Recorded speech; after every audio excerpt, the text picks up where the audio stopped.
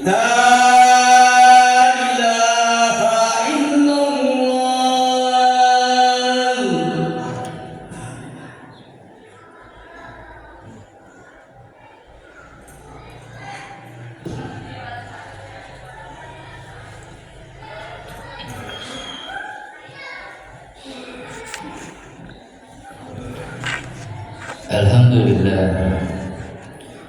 Alhamdulillahilladzi khalaqal mauta wal hayata liyabluwakum ayyukum ahsanu amala wa huwal azizul ghafur.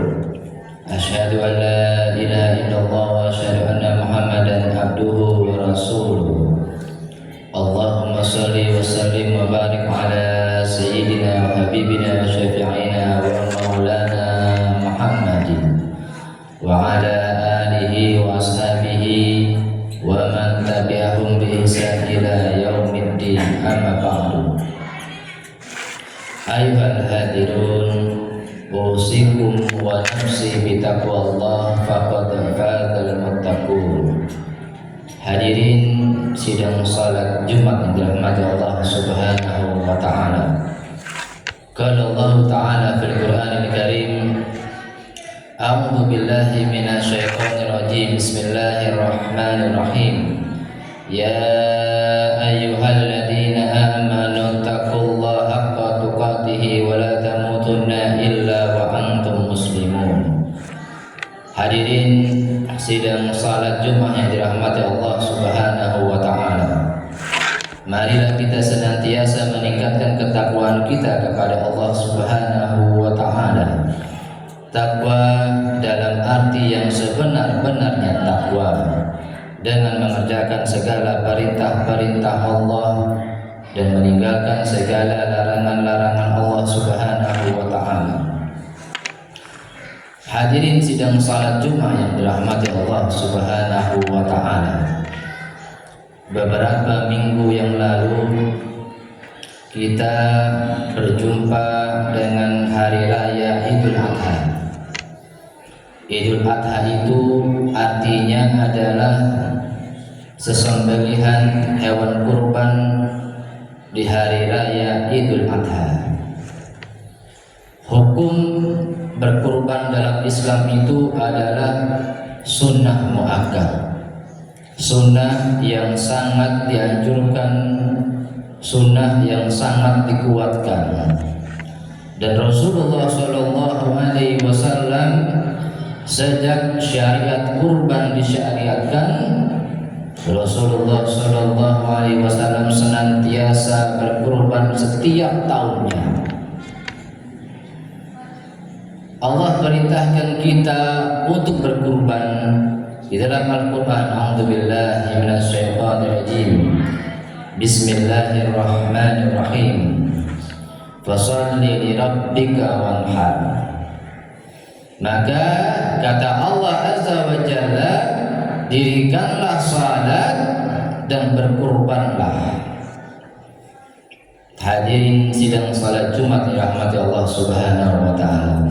Rasulullah Shallallahu Alaihi Wasallam juga bersabda, barang siapa yang memiliki kemampuan, kelapangan rizki, namun dia tidak mau berkurban, kata Rasulullah, fala yaqrabanna musallana, maka janganlah kamu mendekati tempat salat kami, maka janganlah kamu mendekati masjid-masjid kami.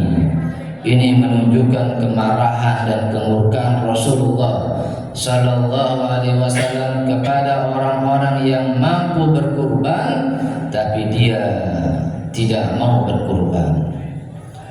Hadirin sidang salat Jumat yang dirahmati Allah Subhanahu wa taala. Apa saja hikmah daripada berkurban? Berkurban itu yang pertama hikmahnya adalah bentuk syukur kita kepada Allah Subhanahu wa taala atas segala nikmat karunia yang sudah Allah berikan kepada kita. Termasuk nikmat diberikannya panjang umur, nikmat-nikmat rezeki. Dalam Islam syukur itu terbagi menjadi 3. Yang pertama adalah syukur dengan syukur bil lisan. Kalau kita mendapatkan nikmat dari Allah, lisan kita senantiasa mengucapkan kalimat thayyibah, alhamdulillahi rabbil alamin. Yang kedua adalah syukur bil qalbi, syukur dengan hati. Kalau kita mendapatkan nikmat karunia apapun, nikmat apapun, maka hendaknya hati kita mengatakan bahwasanya yang memberikan kita kenikmatan, nikmat apapun itu adalah hanya Allah Subhanahu wa ta'ala, bukan yang lainnya, bukan pimpinan kita, atasan kita, bos kita, tidak. Mereka adalah wasilah sarana dalam kita memperoleh nikmat. Yang ketiga adalah syukur dengan perbuatan, yakni kita menggunakan segala nikmat yang sudah Allah berikan di jalan-jalan kebaikan, di jalan-jalan yang Allah ridhoi. Kalau Allah berikan kepada kita badan yang sehat, umur yang panjang, maka jangan digunakan untuk berbuat kemaksiatan, kemungkaran, tawuran dan yang lainnya, tapi gunakan untuk beribadah kepada Allah Subhanahu wa ta'ala. Kalau Allah berikan kepada kita motor, jangan digunakan untuk kebut-kebutan, trek-trekan, gunakan untuk silaturahim ke rumah-rumah orang tua kita, mertua kita, guru-guru kita, maka akan berkah hidup kita. Kalau kita diberikan rezeki yang banyak sama Allah, maka digunakan untuk berkurban. Hadirin sidang salat Jumat yang dirahmati Allah Subhanahu wa ta'ala. Hikmah kurban yang pertama, bersyukur, bentuk syukur kita kepada Allah. La in syakartum la azidannakum wa la in kafartum inna adzabi lasyadid. Apabila kamu bersyukur, niscaya akan aku tambahkan nikmat kamu. Apabila kamu kufur nikmat, menggunakan nikmat yang Allah berikan untuk kemaksiatan dan kemungkaran, kata Allah Azza wa Jalla, inna adzabi lasyadid, sesungguhnya azabku sangat pedih. Hadirin yang dirahmati Allah Subhanahu wa ta'ala. Yang kedua, hikmah kurban adalah dapat mengampuni segala dosa-dosa orang-orang yang berkurban. Innal hasanata yadhhibnas sayyi'at, kata Allah, sesungguhnya kebaikan-kebaikan itu dapat menghapus kesalahan-kesalahan dan dosa. Berkurban adalah bentuk kesalehan, kebaikan, maka dapat mengampuni, menghapuskan dosa-dosa orang yang berkurban. Kita ketahui dalam Islam dosa terbagi menjadi 2.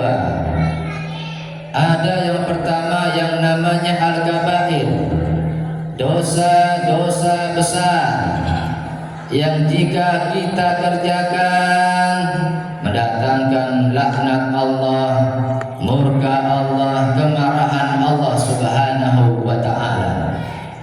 Apa saja itu al-kabair, dosa-dosa besar? Di antaranya adalah syirik, menyekutukan Allah, apalagi tidak salat yang 5 waktu, apalagi durhaka kepada kedua orang tua,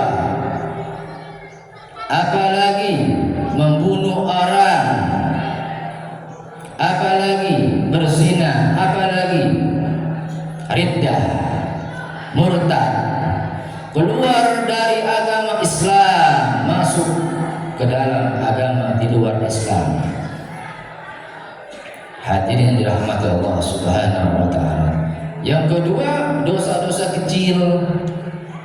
Di antaranya adalah berkata-kata yang tidak bermanfaat dan tidak berguna. Juga ada menyisakan yang namanya makanan. Makan tak dihabiskan dosa. Apalagi kalau sedang kondangan, banyak ngambilnya, sisanya tak dihabiskan dosa. Mubazir, buang-buang makanan. Makan harus habis. Apalagi dosa kecil, memandang seorang wanita yang bukan muhrimnya dengan pandangan yang syahwat. Hadirin sidang salat Jumat yang dirahmati Allah Subhanahu wa taala. Yang ketiga, hikmah kurban adalah diberikan pahala yang berkali-kali lipat oleh Allah Subhanahu wa taala.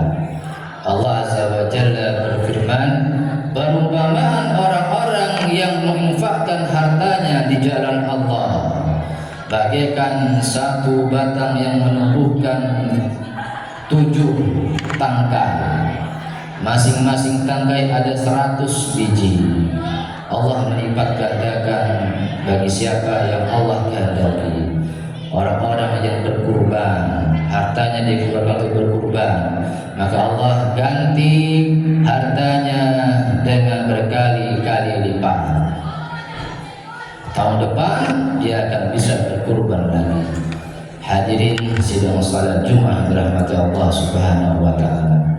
Kemudian berkurban itu yang terakhir juga hikmahnya adalah bentuk ketaatan dan kepatuhan kita kepada Allah Subhanahu wa taala. Sebagaimana yang dicontohkan Nabi Ibrahim alaihissalam dan juga Nabi Ismail. Allah Azza wa Jalla berfirman, "Ya bunayya, inni ara fil manam anni asbahuka fanzur madza tara." Nabi Ibrahim berkata kepada anaknya, wahai anakku, sesungguhnya aku bermimpi untuk menyembelih kamu. Bagaimanakah pendapatmu anakku? Kata Nabi Ismail, ya abati, if'al ma tu'maru, satajiduni insyaallah minas sabirin. Wahai ayahku, laksanakanlah perintah Tuhanmu, niscaya engkau akan mendapati aku termasuk orang-orang yang sabar. Mereka hamba-hamba Allah yang taat, patuh kepada perintah Allah. Orang-orang yang berkorban, orang-orang yang taat dan patuh kepada perintah Allah Subhanahu wa taala. Hadirin sidang salat Jumat dirahmati Allah Subhanahu wa taala. Di dunia ini ada orang-orang yang senantiasa merugi hidupnya. Manusia itu hidupnya di dunia selalu merugi, kecuali 4 orang ini yang tidak merugi, yang beruntung. A'udzubillahi minasyaitonirrajim. Bismillahirrahmanirrahim. Wal 'ashr. Innal insana lafi khusr illa alladziina aamanu wa 'amilus shalihat wa tawassaw bil haqqi wa tawassaw bis sabr. Wal 'ashr, demi masa, demi waktu. Innal insana lafi khusr. Kata Allah Azza wa Jalla, sesungguhnya manusia senantiasa berada dalam keadaan yang merugi. Illal ladzina amanu, kata Allah, kecuali yang pertama, illal ladzina amanu, orang-orang yang beriman. Iman kepada apa? Iman kepada yang rukun iman. Iman kepada Allah, malaikat, kitab, rasul, hari kiamat, qada dan qadar. Iman kepada yang tidak kelihatan, yang gaib. Iman kepada pahala dan dosa. Iman kepada surga dan neraka. Iman artinya kita meyakini, percaya adanya pahala kalau kita berbuat kebaikan, adanya dosa kalau kita berbuat keburukan, adanya azab Allah, adanya surga, sehingga kita berbuat amal saleh dan berbuat kebaikan karena imannya, selamat di dunia. Illal ladzina amanu wa 'amilus shalihat. Yang kedua adalah orang-orang yang senantiasa beramal saleh. amal kebaikan. Innallaha yuhibbul muhsinin. Sesungguhnya Allah menyukai orang-orang yang senantiasa berbuat kebaikan. Maka kunci surga, saya katakan selalu, kunci surga adalah jaga hablum minallah wa hablum minan nas. Berbuat baik kepada orang tua, mertua, istri, anak, tetangga. Berbuat baik kepada orang-orang yang muslim dan orang-orang yang non-muslim. Hadirin sidang salat Jumat yang dirahmati Allah Subhanahu wa taala. Illal ladzina amanu wa amilus shalihat wa tawassaw bil haqq. Yang ketiga, senantiasa saling menasihati dalam kebenaran, kebaikan, wa tawassaw bis sabr, senantiasa saling menasihati dalam kesabaran. Barakallahu li wa lakum fil Qur'anil Karim wa nafa'ani wa aqulu qawli hadza fastaghfiruhu innahu huwal ghafurur rahim.